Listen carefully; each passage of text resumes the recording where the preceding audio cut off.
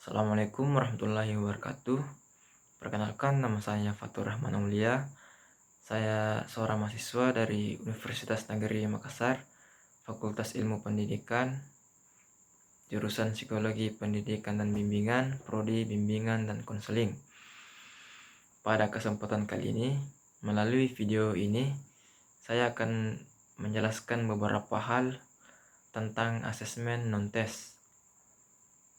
Yang saya akan jelaskan itu sesuai dengan apa yang pernah saya pelajari dan apa yang pernah saya diskusikan bersama teman-teman.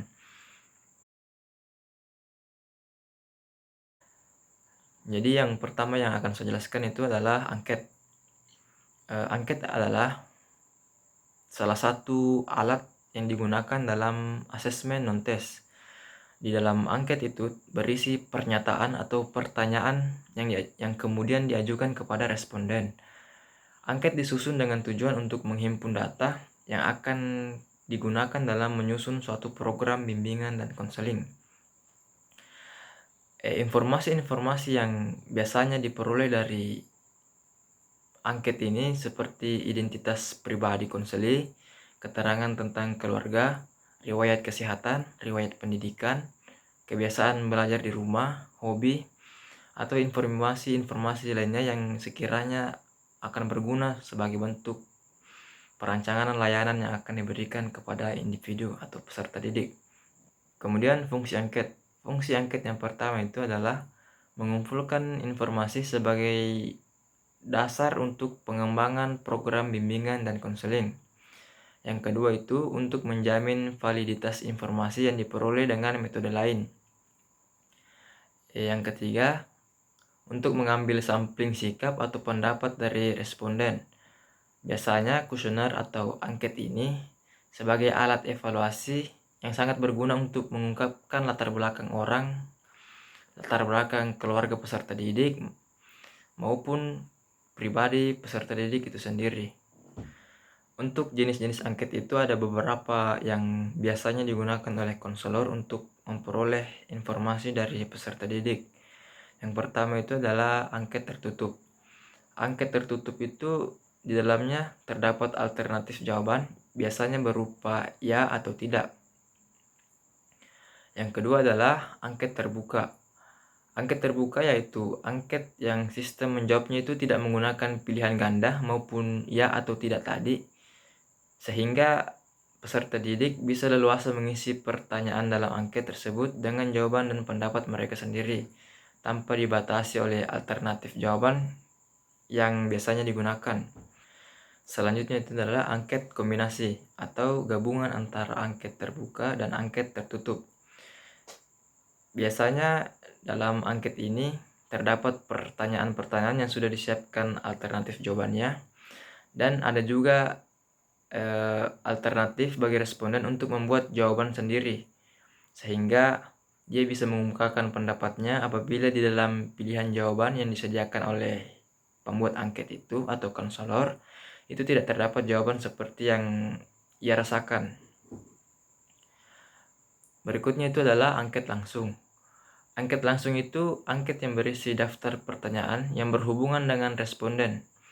Jawaban tentang diri responden, misal jumlah anak, jumlah penghasilan, jarak tempuh ke sekolah, menggunakan kendaraan apa ke sekolah, berapa bersaudara, dan lain-lain sebagainya.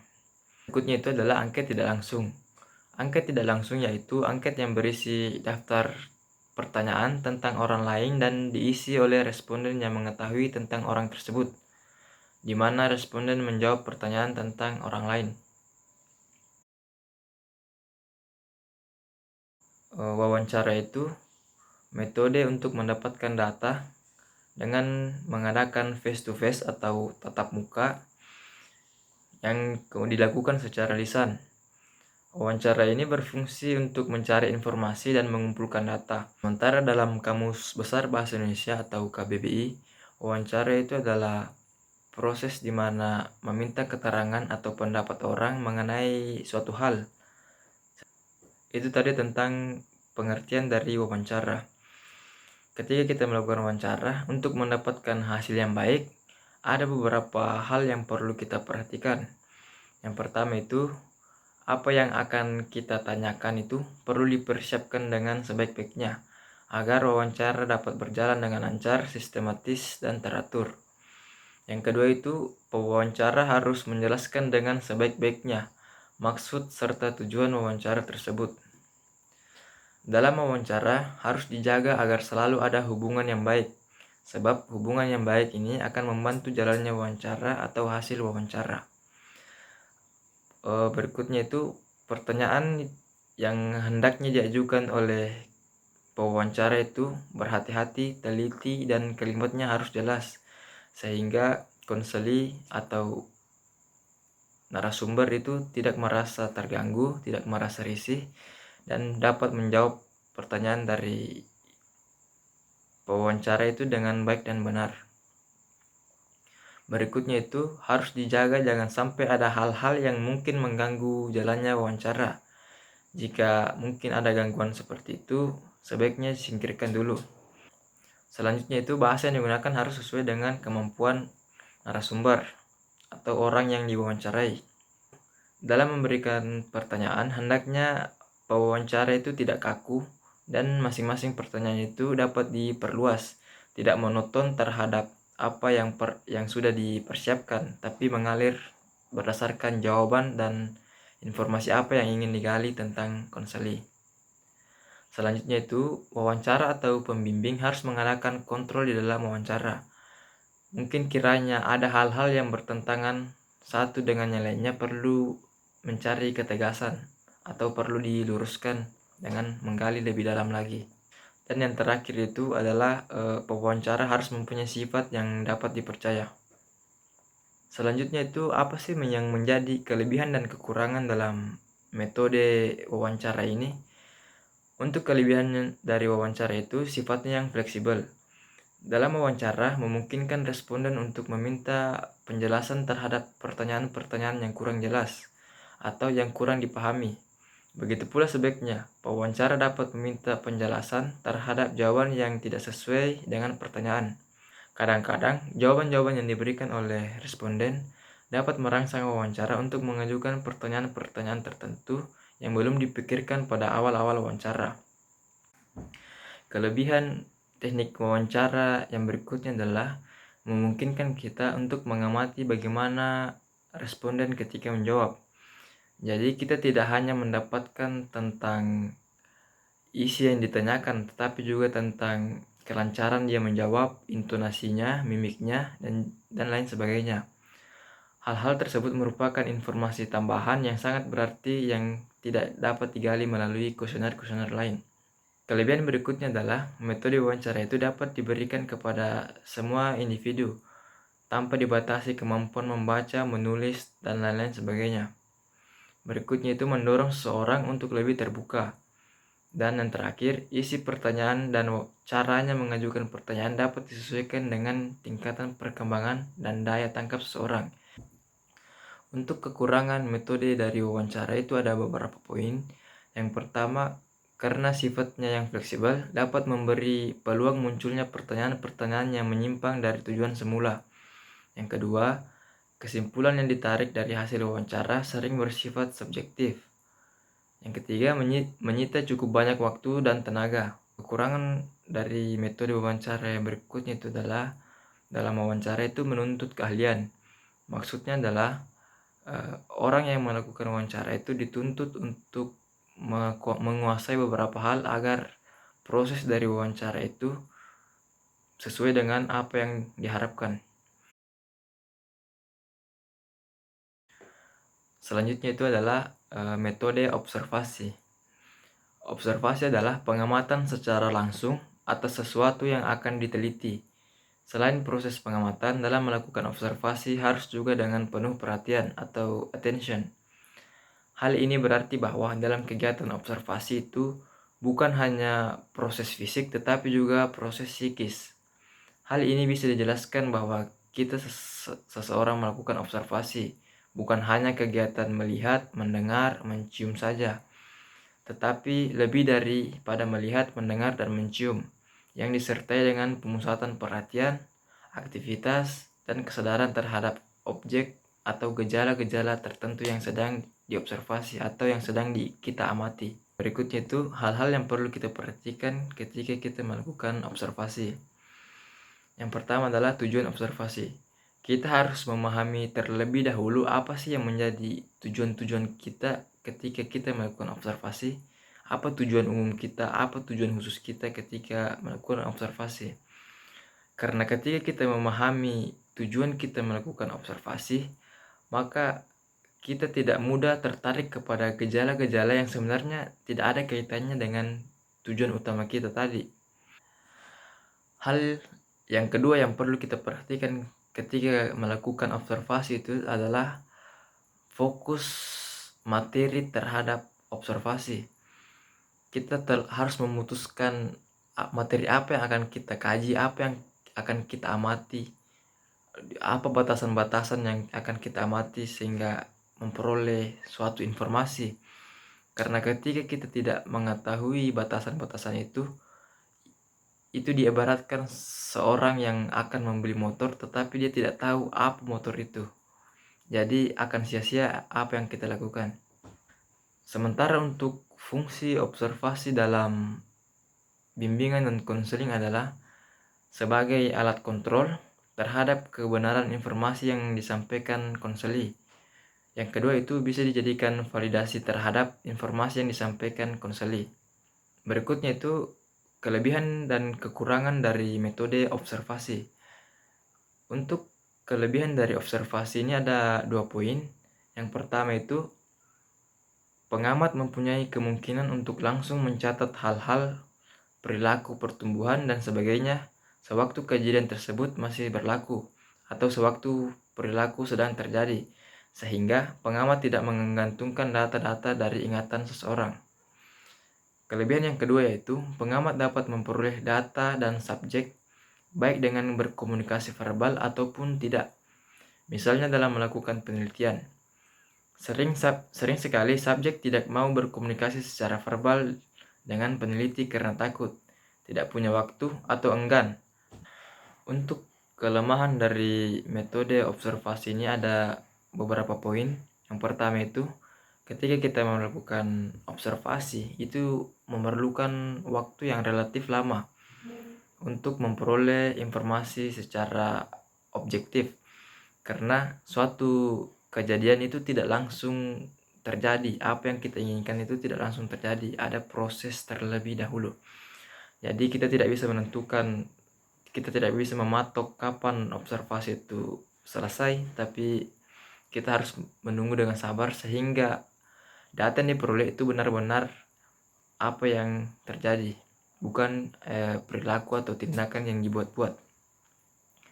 Berikutnya itu, pengamat biasanya tidak dapat melakukan terhadap suatu fenomena yang berlangsung lama. Contohnya, kita ingin mengamati fenomena perubahan sesuatu atau perubahan masyarakat tradisional menjadi masyarakat modern, itu akan sulit dan tidak mungkin untuk dilakukan. Untuk kelemahan yang berikutnya yang terakhir itu adalah adanya kegiatan-kegiatan yang tidak mungkin untuk diamati. Misalnya kegiatan-kegiatan yang berkaitan dengan hal-hal yang bersifat pribadi. Seperti kita ingin mengetahui perilaku anak saat orang tua sedang bertengkar, kita tidak mungkin melakukan pengamatan langsung terhadap konflik keluarga tersebut. Materi berikutnya yang akan saya jelaskan itu adalah materi tentang sosiometri. Sosiometri itu merupakan teknik yang tepat untuk mengumpulkan data mengenai hubungan sosial dan tingkah laku sosial seseorang atau peserta didik. Dengan teknik sosiometri ini dapat diperoleh data tentang suasana hubungan antara individu, struktur, dan arah hubungan sosial. Gambaran suasana hubungan sosial yang diperoleh dengan metode sosiometri disebut dengan sosiogram.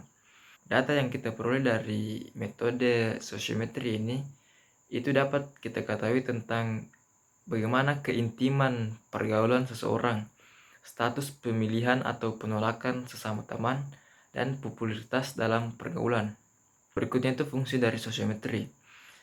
Sosiometri itu berfungsi sebagai alat untuk meneliti struktur sosial dari suatu kelompok individu dengan dasar terhadap relasi sosial dan status dari masing-masing anggota kelompok yang bersangkutan. Berikutnya itu, sosiometri itu sebagai alat untuk memperbaiki hubungan insani atau hubungan sesama teman anggota kelompok tertentu. Berikutnya itu, sosiometri dapat digunakan untuk menentukan kelompok kerja. Kemudian yang terakhir adalah sosiometri itu dapat digunakan untuk meneliti sebagaimana atau seberapa bagus individu dalam memimpin kelompok tertentu ketika melakukan kegiatan-kegiatan tertentu. Berikutnya itu kelebihan dan kekurangan sosiometri. Untuk kelebihan dari sosiometri ini, konselor memiliki peluang untuk memahami bentuk hubungan sosial yang terjadi antara peserta didik yang dibimbingnya. Dengan melihat bagaimana frekuensi hubungan yang terjadi, bagaimana intensitas atau kedalaman hubungan yang terjadi, bagaimana posisi popularitas peserta didik dalam kelompoknya, maupun bagaimana posisi peserta didik yang terisolasi. Kelebihan yang berikutnya dari metode sosiometri ini adalah informasi yang diperoleh itu tentang fungsi individu dalam suatu kelompok. Kelebihan sosiometri yang terakhir adalah dengan memanfaatkan hasil sosiometri, konselor memiliki peluang untuk melakukan beberapa proses bimbingan untuk memperbaiki hubungan peserta didik dalam suatu kelompok. Adapun bimbingan-bimbingan itu seperti memperbaiki struktur hubungan sosial kelompok atau memperbaiki penyesuaian sosial individu. Untuk kekurangan dari metode sosiometri ini ada 3 poin juga. Yang pertama itu, sosiometri itu hanya dapat diterapkan pada kelompok peserta didik yang sudah lama mengenal satu sama lain. Yang kedua, akurasi data penggunaan sosiometri ini itu sangat ditentukan oleh kemampuan guru pembimbing dalam menyesuaikan angket sosiometri. Untuk kelemahan yang berikutnya itu adalah peserta didik tidak mudah untuk menetapkan pilihan teman, menetapkan intensitas hubungan yang selama ini terjadi, maupun saat menetapkan kriteria pribadi atau sifat anggota kelompok di kelasnya. Karena peserta didik umumnya cenderung memilih anggota kelompok bukan atas dasar pertimbangan siapa mereka berhasil melakukan kegiatan dalam kelompok, tetapi peserta didik itu memilih didasarkan kepada pertimbangan rasa empati dan rasa antisipasi. Secara etimologi, metode biografis ini adalah metode yang mempergunakan bahan-bahan yang berwujud tulisan mengenai kehidupan individu yang dipahami, baik tulisan itu dibuat oleh individu itu sendiri maupun tulisan yang dibuat oleh orang lain. Dalam metode biografis ini ada beberapa jenis-jenis yang terdapat di dalamnya. Yang pertama itu biografi. Biografi adalah tulisan mengenai seluk-beluk kehidupan seseorang yang ditulis oleh orang lain. Biografi ini biasanya berisi gambaran tentang kejadian-kejadian penting yang dialami seseorang dalam hidupnya. Selanjutnya itu adalah autobiografi. Autobiografi adalah tulisan tangan mengenai gambaran tentang kejadian-kejadian yang dialami seseorang dalam hidupnya yang kemudian mempengaruhi perkembangan dan pembentukan pribadinya, di mana informasi itu ditulis sendiri oleh individu yang bersangkutan. Kelebihan dan kekurangan metode biografis. Untuk kelebihan dari metode biografis itu sendiri adalah data yang dikemukakan oleh konseli atau peserta didik itu merupakan data yang otentik. Hal ini didasarkan pada asumsi bahwa konseling merupakan orang yang paling tahu tentang dirinya sendiri.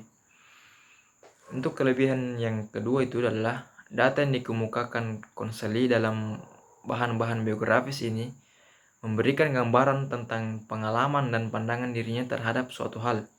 Untuk kekurangan dari metode biografis ini ada 2 poin. Yang pertama itu seorang konseli cenderung tidak menceritakan kekurangan apa yang terjadi pada dirinya. Yang kedua, sumber data yang dekat dengan konseli terutama dalam hubungan emosional itu bisa jadi tidak diceritakan oleh konseli atau peserta didik. Inventory ini biasanya berbentuk daftar pernyataan yang harus dijawab Maksudnya itu inventory adalah alat yang digunakan untuk menaksir dan menilai ada atau tidak adanya tingkah laku, minat, sikap tertentu yang dimiliki oleh seseorang. Aum umum merupakan sebuah alat yang digunakan untuk mengungkapkan masalah-masalah siswa, mahasiswa, dan masyarakat secara menyeluruh. Dan yang diungkapkan itu masalah-masalah yang sangat umum yang terjadi pada individu. Tujuan dari aum umum ini itu untuk memahami, memperkirakan, dan mengungkapkan masalah-masalah yang dihadapi peserta didik. Karena aum umum ini untuk mengungkapkan masalah-masalah yang bersifat umum, maka pengelompokan masalah itu ada 10. Yang pertama jasmani dan kesehatan, diri pribadi, hubungan sosial, ekonomi dan keuangan, karir dan pekerjaan, pendidikan dan pelajaran, agama, nilai dan moral, hubungan muda-mudi, keadaan dan hubungan dalam keluarga, dan yang terakhir itu tentang waktu senggang. Mungkin cukup sekian yang sempat saya sampaikan. Itu tadi beberapa metode atau teknik yang digunakan dalam asesmen non-tes. Lebih dan kurangnya mohon dimaafkan. Teruslah membaca literasi-literasi yang tersedia, jangan cuma berfokus pada satu sumber saja, agar dapat membuat pemahaman atau pengetahuan kita lebih luas lagi. Sekian, assalamualaikum warahmatullahi wabarakatuh.